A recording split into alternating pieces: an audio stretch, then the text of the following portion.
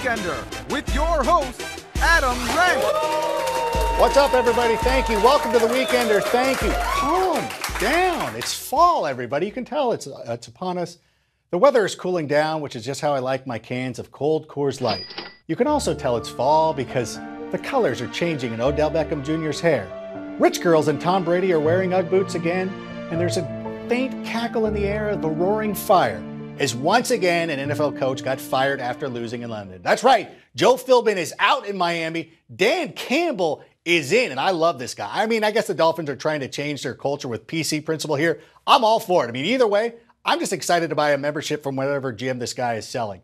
I do, however, feel a little bad for Ryan Tannehill because all he's going to hear in his headset each game is, I am Groot. I'm sorry, what was that, coach? I am Groot. Okay, another interception. Patriots and the Cowboys square off in Big D. It's America versus America's team. This game couldn't be any more American unless you trucked a child in a retail store on Black Friday to purchase a TV you're going to be watching the game on. These are two polarizing teams for sure. But here are some reasons to root for both. Let's start with the Patriots. Owner Bob Kraft was a former season ticket holder who bought the team and saved them from moving to St. Louis. He's excellent. Tom Brady was passed over in the draft for a goat farmer, a literal goat farmer. Giovanni Camarzi is a goat farmer. I'm serious. Look it up. Google it. And finally, Rob Gronkowski is the kind of guy, he would buy you and your friends a bunch of Coors Light while you're sitting there shooting pool. I love that guy. And then there's the Cowboys. There's no reason to root for the Cowboys. The Seahawks are at the Bengals, and this is going to be an excellent matchup. The Legion of Boom kept Megatron in check last week, and I'm wondering if they could also handle Cincinnati's biggest weapon.